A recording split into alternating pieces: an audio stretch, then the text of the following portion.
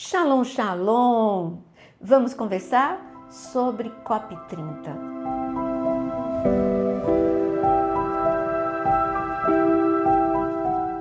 Sim, o que aconteceu? Flop 30, COP30, flop que vem de fracasso, é a ausência de muitas nações, todas as coisas que não deram certo no COP30, é isso que a gente vai falar? Não, estou aqui para falar da estátua do COP30, o presente recebido da China e que foi colocado ali em Belém, aquela estátua que de bonito não tem nada, mas de significado tem muito.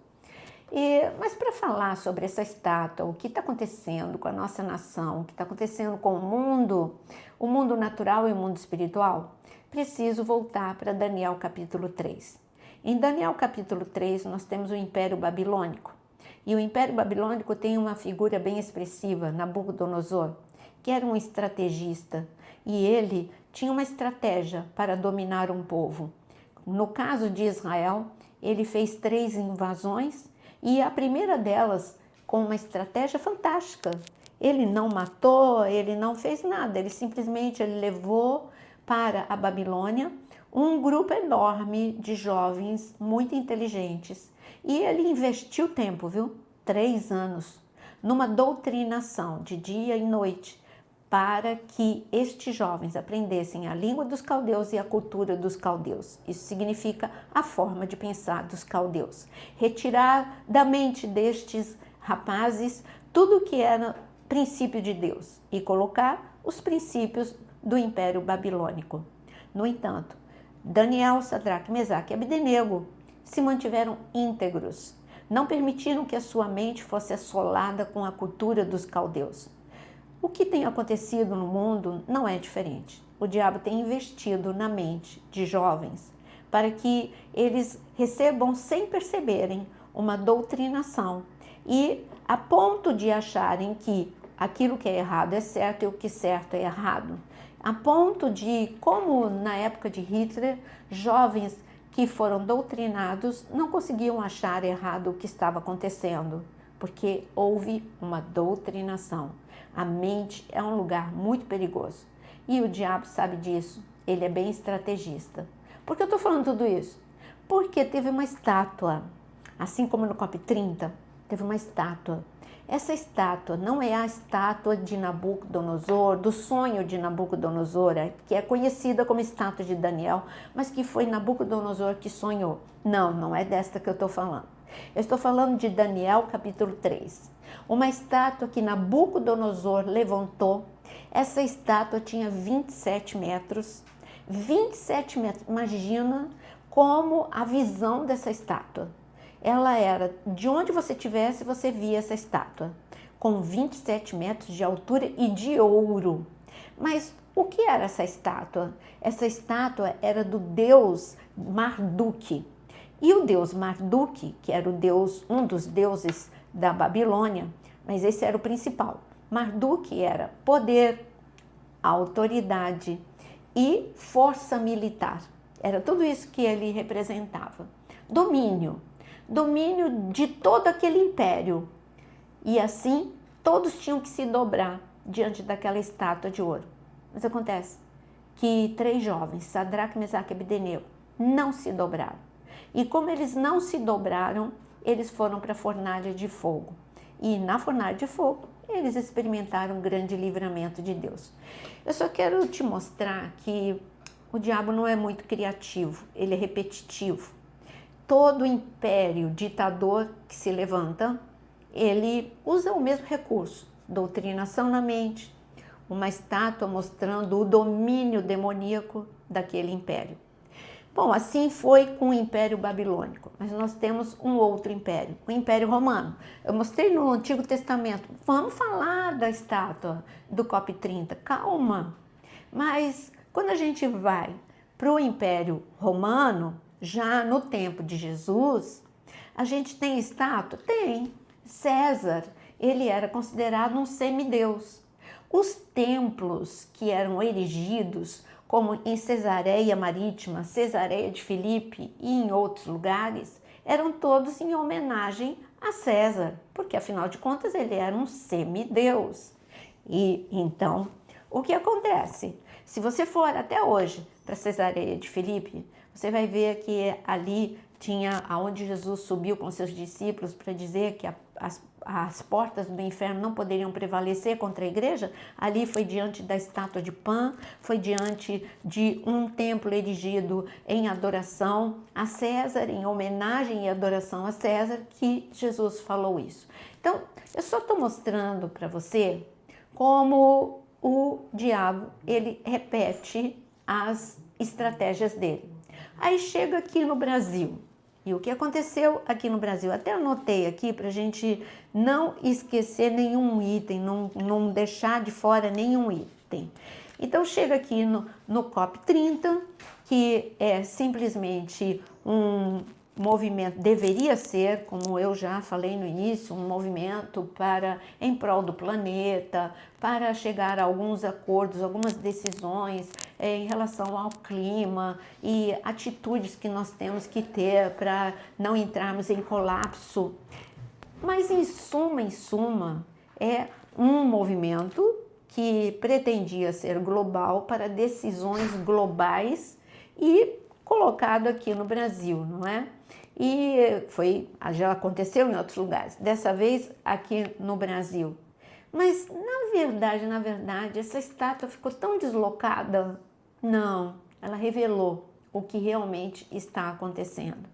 Essa estátua que é um espírito guardião, ela é chamada de espírito guardião, é um desafio a Deus, não é? Espírito guardião, dragão, onça. Desde quando dragão tem que ser algo implantado aqui no Brasil? O dragão, quem fala do dragão, olha, o dragão, a antiga serpente, quem dá esse nome para o inimigo é Jesus em Apocalipse 12. Então você acha mesmo que o Brasil precisa de uma estátua que é um dragão? Agora, quem é o dragão? Então a gente já sabe que dragão é o diabo, que é o que Jesus mesmo diz sobre ele, em Apocalipse 12, repito. E quem é a onça? A onça é o Brasil, a onça é a Amazônia, é um símbolo. Então, quer dizer que o dragão tem domínio sobre o Brasil? Não se a igreja verdadeira, a igreja humilde, a igreja arrependida se levantar. Aquele incêndio pode ter tido as suas razões, pode ter sido curto-circuito, pode ter sido qualquer coisa, mas para mim já é a indignação do céu mostrando que aquela estátua não pode estar em solo brasileiro. Mas e aí, você vai arrancar a estátua? Não. Existe uma igreja. E uma igreja, sabe, a igreja primitiva, ela estava lá com o Império Romano, vivendo tudo isso. Daniel estava vivendo tudo aquilo que eu falei no Império Babilônico. E o que aconteceu? Oração, jejum, santidade, humildade, unidade, venceu.